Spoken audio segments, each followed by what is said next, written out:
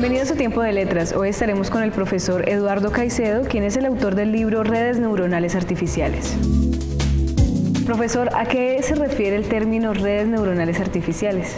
Bien, es una manera de intentar emular o representar la neurona biológica de manera o de forma artificial. Entonces esa fue la primera etapa, el primer paso, tener una neurona artificial, y luego, como en nuestro cerebro hay una fuerte conectividad de neuronas, también se intenta emular esa conectividad a través de una red o de una red de neuronas artificiales.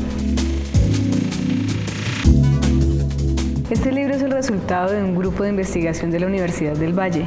¿Quiénes integran este grupo de investigación y cuáles son sus líneas de trabajo? El grupo se llama Percepción y Sistemas Inteligentes. Es un grupo de la Escuela de Ingeniería Eléctrica y Electrónica de la Facultad de Ingenierías. En él trabajamos 8 profesores de áreas diversas como robótica, visión artificial, instrumentación inteligente, comunicaciones industriales y el componente específico de redes, que sería la inteligencia computacional. De todo este grupo de profesores, básicamente 2 trabajamos en este libro. Jesús Alfonso López, quien fue estudiante de doctorado, de maestría, de pregrado, hizo toda su formación en nuestro grupo, y mi persona. Adicional a ello, pues hubo la colaboración de estudiantes de pregrado y de posgrado a lo largo de 7, 8 años que duró la escritura de este libro. Profesor, ¿qué es una red neuronal biológica y en qué se diferencia o cuáles son las semejanzas con la red neuronal artificial? La red neuronal biológica es justamente la que tenemos nosotros en nuestro cerebro. Su explicación profunda y real de cómo funciona todavía está en proceso de encontrarse a nivel mundial. Ramón y Cajal fue el primero que propuso una explicación de cómo era el funcionamiento de una neurona biológica.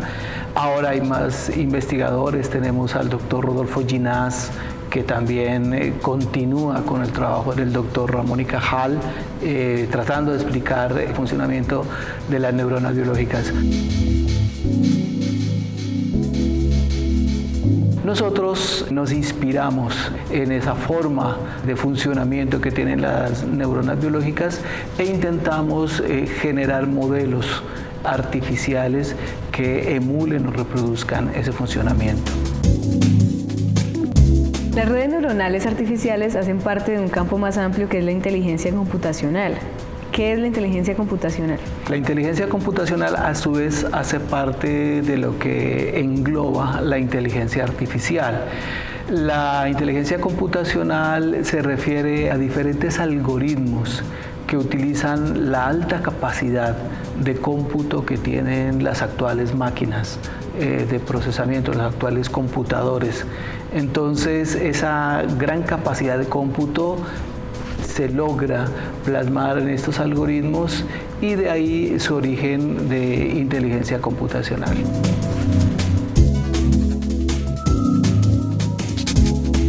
Profesor, el aprendizaje es una de las principales características de las redes neuronales artificiales. ¿Qué tipo de aprendizaje utilizan estas redes? El aprendizaje es una de las características más importantes, diría yo, de este tipo de máquinas, de este tipo de algoritmos, porque ellos son capaces de ir hacia el conocimiento, de comprenderlo y generar modelos que describen el proceso o el problema. Incluso descubrir modelos que ni nosotros, los seres humanos, observamos, por ejemplo, en una gran cantidad de datos, ¿sí? Porque justamente ese es el poderío de las redes neuronales. Hay esencialmente 3 tipos de aprendizaje. El aprendizaje supervisado, que es similar a como aprendemos nosotros los seres humanos, al lado de un maestro, de un supervisor, que orienta ese proceso, que muy seguramente con una estrategia de corrección de error, entonces se obtienen resultados mucho más favorables a la solución de un problema. Esa es la misma estrategia que seguimos por el aprendizaje supervisado de las redes neuronales. En contraposición a él está el no supervisado, en donde ya ese maestro no existe, ese maestro desaparece y se acerca un poco más a la forma como nosotros aprendemos también, con base en un objetivo, en unos lineamientos que nos marcan, nosotros tomamos decisiones acertadas de cómo solucionar un problema. Es similar a como si llevamos un problema de organización de una biblioteca, por ejemplo, de un grupo de libros que nos acaban de regalar. Cada uno decidirá una estrategia, un objetivo. Entonces algunos dirán, bueno, organicémoslos por años, o sea, los más antiguos en un sitio y vamos acercándonos hacia los más modernos. Otros dirán, organicémoslos por color. Otros quizá dirán por tamaño. ¿Cómo saber cuál es la correcta, cuál es la incorrecta? No hay manera de decirlo, simplemente es cuál es el objetivo y de acuerdo a ello entonces veríamos cuál es la mejor solución. Entonces aquí no hay alguien que nos diga esta es la forma correcta, no, simplemente hay opciones y la red neuronal de acuerdo a su objetivo escoge. Entonces aparece el aprendizaje no supervisado. Y cuando se conjugan estos dos, el supervisado y el no supervisado, se denomina un aprendizaje híbrido, en donde los dos coexisten y trabajan en paralelo para lograr mejores prestaciones que cuando se trabajan con aprendizajes individuales.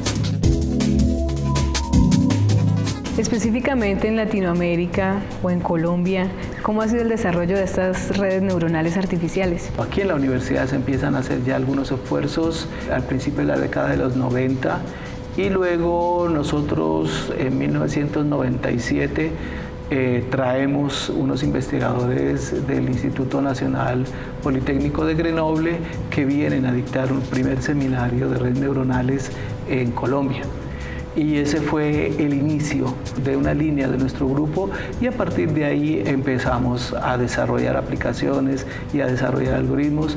Empezamos por desarrollar nuestro simulador propio porque para esa época los simuladores todos tenían dificultades, no había un simulador muy sólido, entonces quisimos hacer uno propio con un mecanismo de aprendizaje y como un mecanismo para que nuestros estudiantes pudieran tener una herramienta de simulación y fue útil por muchos años, 10, 12 años, hasta que otras herramientas comerciales nos superaron y ahora pues tienen fuentes de simulación bastante poderosas.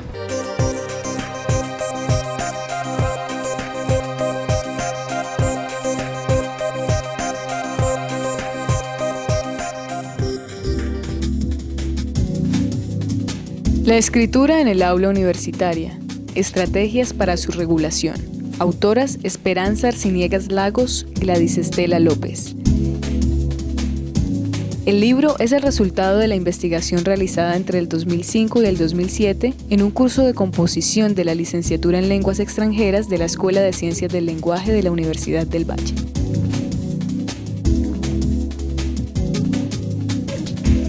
Tiempo de Letras es una producción del programa editorial de la Universidad del Valle.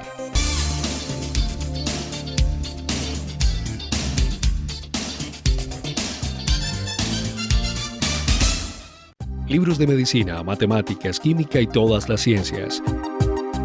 Libros de historia, sociología, música, pintura y las otras artes y humanidades, además de novela, poesía, cuento y todos los géneros literarios. En la editorial de la Universidad del Valle encuentras todo el conocimiento que necesitas. Editorial de la Universidad del Valle.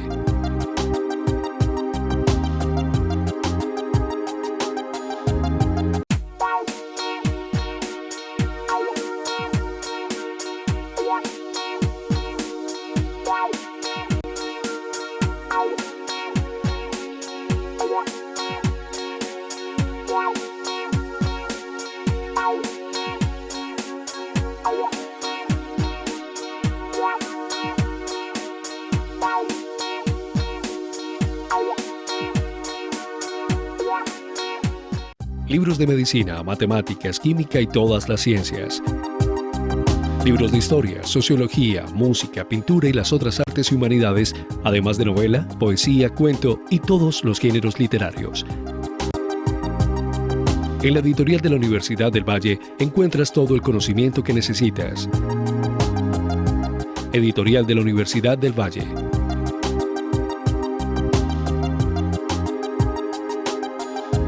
Las mejores publicaciones están en un solo lugar y al alcance de solo un clic.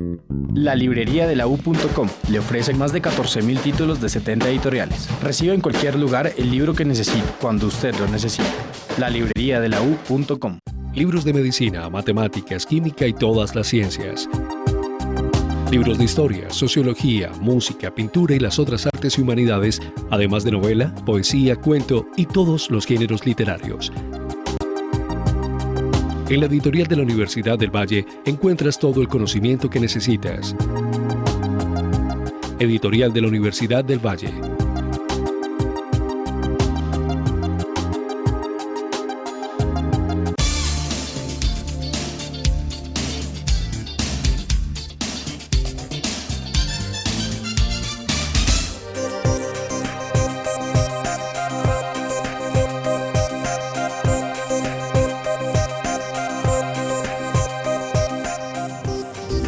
Un acercamiento al concepto de sujeto en el pensamiento de Michel Foucault, del ser humano al sujeto y al gobierno de sí mismo como práctica de libertad.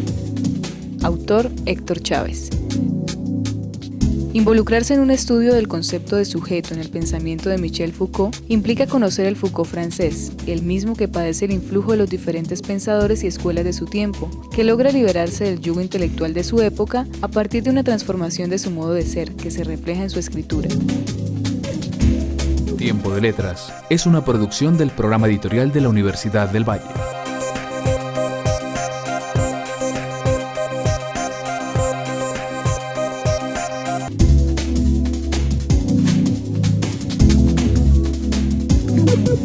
Profesor, existe un modelo de redes neuronales artificiales que tienen la capacidad de autoorganizarse. ¿Hay algún riesgo, algún tipo de riesgo para los seres humanos con estas neuronas? No, definitivamente no. Las redes neuronales no creo que generen riesgo alguno sobre la integridad de los seres humanos. No hay capacidad para hacerlo. Ellas son lo que nosotros conocemos como entidades o agentes software. En principio no hay una capacidad para interferir o poner en riesgo la vida humana.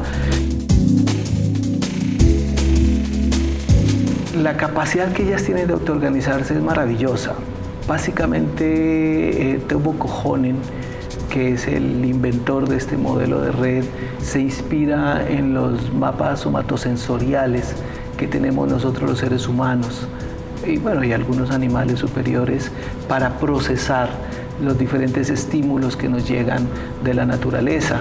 Esos mapas somatosensoriales son organizaciones bidimensionales que hay en el cerebro y que, por ejemplo, para la visión en la parte posterior occipital de nuestro cerebro hay una región grandísima dedicada exclusivamente a procesar información visual. Hay un mapa tonotópico, es un mapa que nos ayuda a reconocer o a clasificar sonidos. Entonces, ese mapa viene preestablecido genéticamente y tiene una dimensión determinada. Pero Kojonen, él vio que con el entrenamiento ese mapa iba sofisticando su capacidad de respuesta. Entonces, un músico, después de un adecuado aprendizaje, entrenamiento, es capaz de reconocer notas musicales y no solo diferenciarlas y clasificarlas, sino que las asocia hacia una ubicación determinada en el pentagrama. ¿Sí? Ese conocimiento, aunque todos tenemos capacidad para hacerlo, solo lo tienen aquellos que lo han entrenado. Entonces, esa es la reestructuración, es la modificación que en nuestro cerebro está gracias al aprendizaje y que artificialmente nosotros tratamos de emular. Entonces, aquí hay un aprendizaje no supervisado, la red va hacia la base de datos que está almacenada y ella misma esculca extrae información relevante, desecha información que no tiene relevancia y su propia estructura se plasma directamente sobre los datos para generar un modelo que represente esos mismos datos. Profesor, ¿desde hace cuánto se están desarrollando estos estudios sobre redes neuronales artificiales y cuál ha sido su evolución hasta el momento? Desde principios del siglo XX, cuando Ramón y Cajal propone una explicación de cómo funciona la neurona, ya empezaron a hacerse esfuerzos por obtener una neurona artificial. Bratton Pitts son unos investigadores norteamericanos que a finales de 1940 proponen un modelo. Pero Rosenblatt, un investigador norteamericano también, en 1957 hace la primera propuesta de neurona artificial y la llama perceptrón. Paralelo a ello, Whitron y Hope proponen un modelo que se llama The Line, pero aparece una oposición a este tipo de modelos conexionistas que se llamaban en ese entonces, liderado por Minsky, otro investigador norteamericano que él era de la tendencia de los sistemas expertos, ataca fuertemente y mina este proceso de red neuronal artificial, que tenía debilidades porque era muy sencillo y las redes neuronales prácticamente desaparecen en la década de los 60. Luego, finalizando los 70s, empezando los 80s, se propone el modelo de perceptrón multicapa con aprendizaje backpropagation, que lo encontramos en el libro, y ese es el resurgir. El perceptrón multicapa, que es objeto de estudio en el libro, soluciona la mayor cantidad de problemas de control, problemas de pronóstico, de interpolación, problemas de clasificación de patrones. Pero este perceptrón requiere necesariamente que haya un grupo de datos que le sirvan de ejemplo. Es decir, aquí se necesita que haya un supervisor que le diga esto es lo correcto, esto no es lo correcto, y el modelo de red comienza a aprender de ese supervisor que lo va orientando. En los 80s aparece también el modelo de Kohonen, que también lo encontramos en el libro, y las redes comienzan a tener un resurgimiento, un renacer muy acelerado, tanto que en los 90s la revista del Instituto de Ingeniería Eléctrica y Electrónica de Estados Unidos, que es el instituto más importante a nivel mundial, crea una nueva sección llamada Neural Networks para trabajar justamente las redes neuronales y generar y acopiar todas las publicaciones que surgen. Aparecen cursos de posgrado, aparecen cursos de pregrado y esta revolución pues todavía se mantiene y las redes neuronales son ampliamente aplicadas con otros modelos de páginas de aprendizaje que han ido surgiendo. Profesor, en la práctica, ¿cuáles son las aplicaciones que tienen las redes neuronales artificiales y para qué tipo de problemas se utilizan? El espectro es amplio. Como nosotros lo que intentamos es emular la forma como trabaja nuestro cerebro, si fuera pretencioso yo podría decirle, no, donde su cerebro se puede aplicar, ahí podríamos aplicar las redes neuronales. Pero claro, el hardware, la potencia de procesamiento todavía es muy limitada como para llegar a la capacidad impresionante que tiene nuestro cerebro. O sea, yo pienso que nosotros estamos en la prehistoria de las redes neuronales artificiales y no solo nosotros, ¿no? El mundo entero realmente tiene mucho trabajo por delante. Pero hay ejemplos en robótica, hay ejemplos en control de procesos, en automatización de sistemas industriales, en el sector financiero. Hay una gran cantidad de aplicaciones porque el sector financiero es un mundo donde hay muchos datos, pero tienen altos niveles de incertidumbre. Si a cualquier experto en finanzas yo le digo cuál va a ser el valor del dólar de aquí a un mes, va a tener serios problemas porque hay muchos factores que intervienen.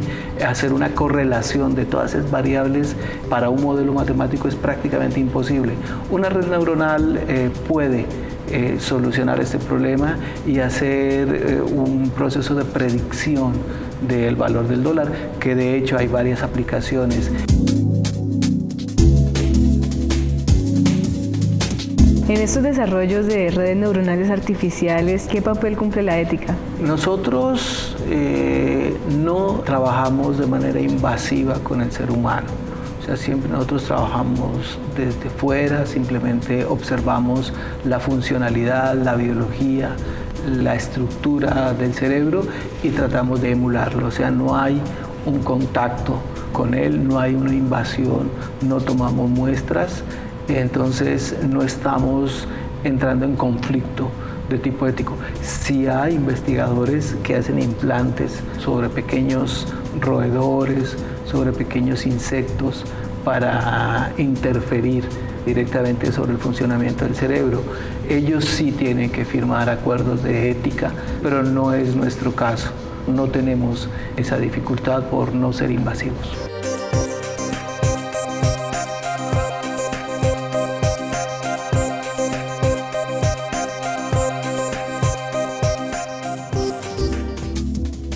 Procurarse sentido en la ciudad contemporánea, jóvenes urbanos integrados y nuevos repertorios tecnológicos. Autora Rocío Gómez. Este libro expone cómo ciertos jóvenes usan las máquinas de comunicar para procurarse sentidos de vida. Propone una taxonomía y clasificación de los modos en que despliegan elaboradas estrategias para gestar vínculos con otras personas y para crear obras de diferentes tipo y calado. Tiempo de Letras es una producción del programa editorial de la Universidad del Valle.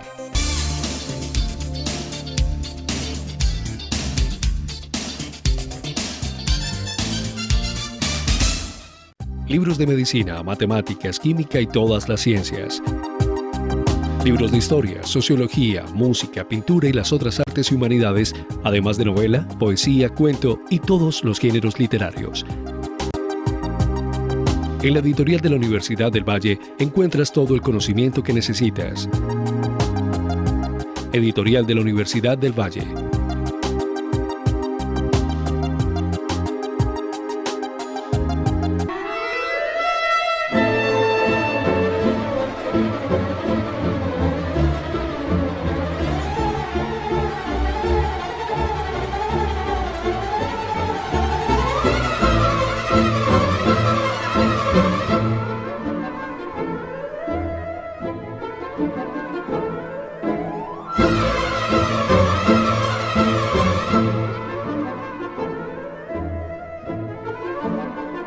Las mejores publicaciones están en un solo lugar y al alcance de solo un clic. La librería de la U.com le ofrece más de 14.000 títulos de 70 editoriales. Reciba en cualquier lugar el libro que necesite, cuando usted lo necesite. La librería de la U.com. Libros de medicina, matemáticas, química y todas las ciencias. Libros de historia, sociología, música, pintura y las otras artes y humanidades, además de novela, poesía, cuento y todos los géneros literarios. En la editorial de la Universidad del Valle encuentras todo el conocimiento que necesitas. Editorial de la Universidad del Valle.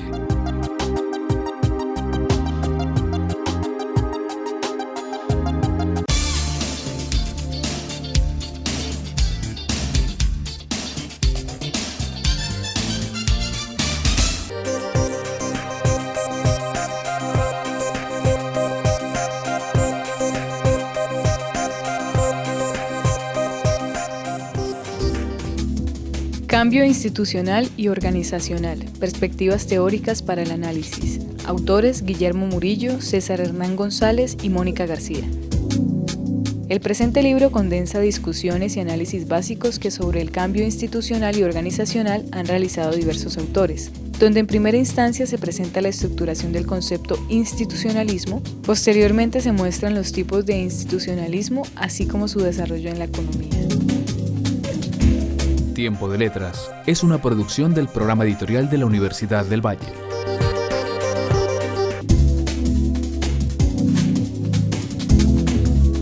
Yo soy profesor titular de la Escuela de Ingeniería Eléctrica y Electrónica de la Universidad del Valle.